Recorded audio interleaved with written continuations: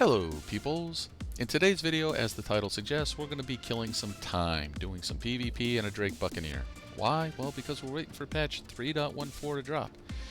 And there's going to be some significant changes, both to weapons, shields, missiles, and even the stats that the ships have right now. So, it doesn't make sense to do too many videos based off that when it's going to change in a couple weeks. Now, I enjoy PvP. I haven't done it in a while, so I'm going to take this opportunity to kind of get back in my PvP groove by deliberately going out and seeking other players to engage with. Now, if you look at my previous video with the call to all, that can sometimes be an exercise in frustration. Sometimes when you get those player bounties that you're going after, they don't want to cooperate. They're not interested in engaging you in PvP. They're really interested in trying to frustrate the crap out of you by just jumping all over the place. So there's a way around that if you're really looking for PvP. But this is going to be how I do PvP in this video. So just for interest, if you want to do PvP and you want to use the Drake Buccaneer to do it, here's my build that I'm going to be using today. It's not what I really wanted to do. I prefer to use a lot of ballistic weapons when doing PvP because of the shield penetration capabilities, but it's what I had at the time, and it will work. So I have my distortion repeaters up on the wingtips to help strip shields. My main weaponry is going to be some shredders. That's going to be a ballistic weapon, so it's going to have shield penetration, and of course I have two badgers up top as laser repeaters because that's what I have. And of course everything kind of synergizes with each other as far as range and projectile speed.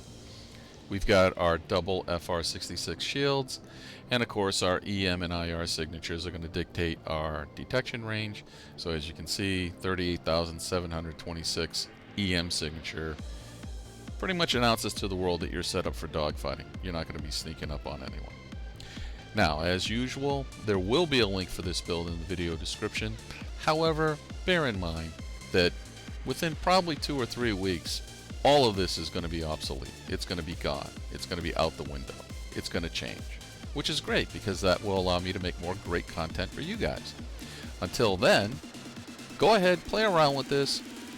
Get your feet wet in PvP. There's nothing else to do. And after all, if they kill you, you just respawn. So this is where I usually say kick back, relax, grab a drink and a snack, and let's see how the rest of this video goes. Now, a little bit of background. If you watched my last video with Call to All and PvP, you'll notice that I had a little bit of trouble trying to find people to actually PvP with.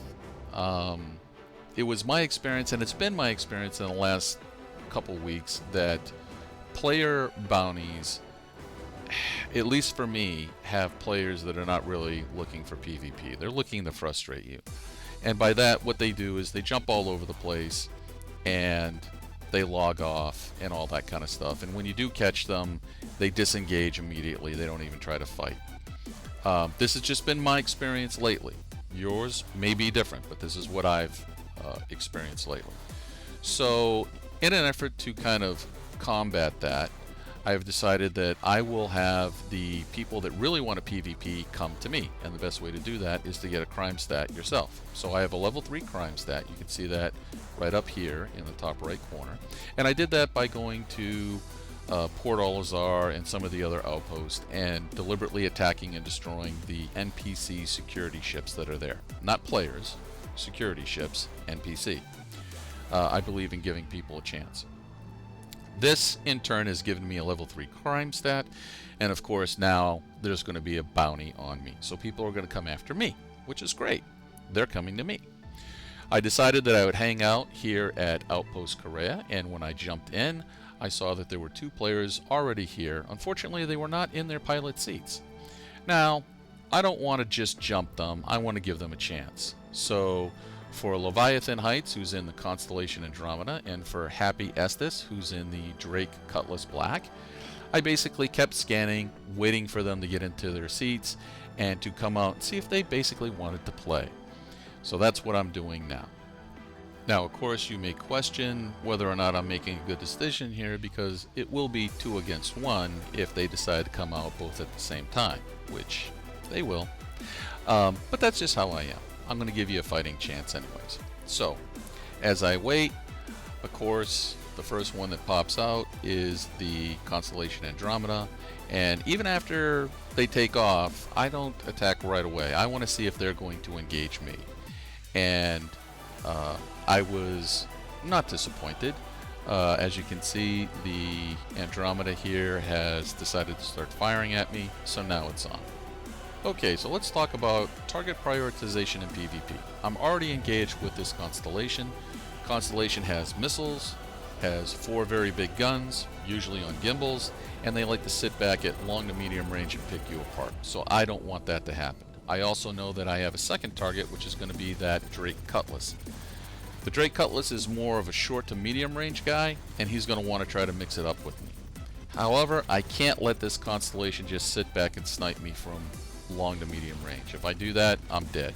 So I'm going to stay on the Constellation, try to take him out first, and hope that my maneuverability allows me to dodge most of the fire from the Drake Cutlass.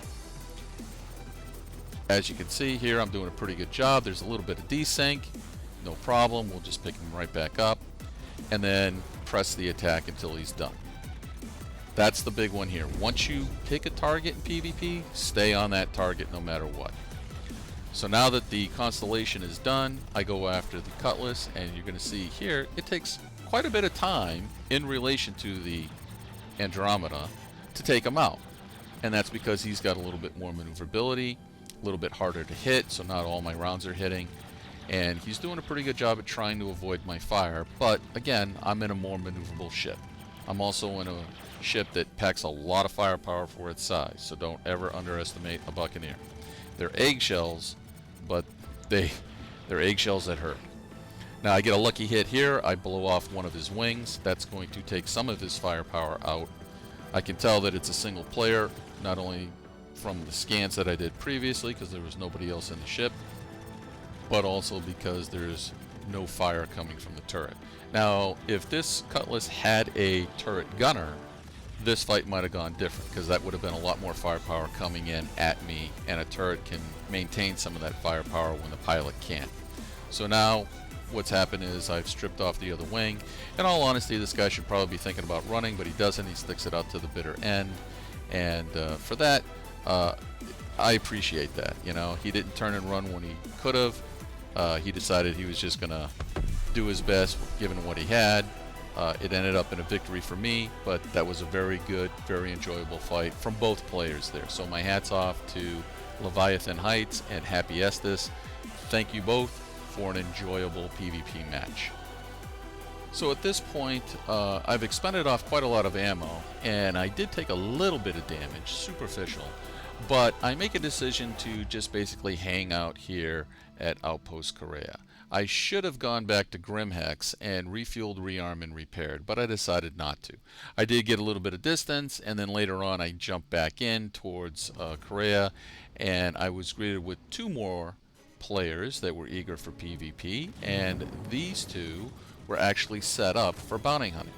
So we have Fernando Ang, who's in a Mantis, and he's actually preventing me from quantuming out, which is good, and Habitual Crane, who's in a Vanguard Harbinger. Now, both of these guys are working in tandem, which is great, and the Vanguard is doing exactly what he's supposed to do. He's trying to keep his distance, and he's going to lob missiles at me all day. I can't get out of here because basically we have a Mantis that's going to try and keep me trapped.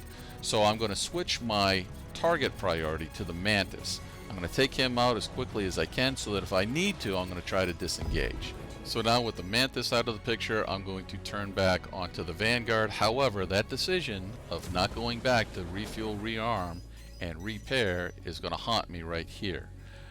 I am running out of ammo. As a matter of fact, now I'm down to just 2 ballistic repeaters and my distortion repeaters. That's it. I don't have my ballistic repeaters that I really need to crack this Vanguard. So I'm kind of just shooting peas at him at this point, and he gets a good hit on me that takes out my wing. So now it's pretty much over. He's going to kill me, and there it goes. So as you can see, you don't always win. Again, your decisions will affect the outcome of most battles. So in the future, go refuel, rearm, repair. I have no doubt in my mind that if I still had my ballistic weapons going, that battle might have turned out differently, but it is what it is. And I thank both Habitual Crane and Fernando Ang for their participation and eagerness in doing some PvP with me. I hope you got some money off it. As always, I hope you enjoyed the video. If you did, leave a comment below. Let me know if you do PvP and whether or not you like PvP, and if you think what I'm doing here is good advice for PvP. And if you do, go ahead, hit that like button, the notification bell, and subscribe to the channel. Don't forget to leave a comment, because people will be able to learn from your experience, not just mine. That's what this channel is all about. Now, one of the bad things about having to do a crime stat to do some PvP, well, when you wake up in prison, you find out you're going to be there for a while. 10 hours, 36 minutes. You know what they say, don't do the crime if you can't do the time. As usual, till next time, take care.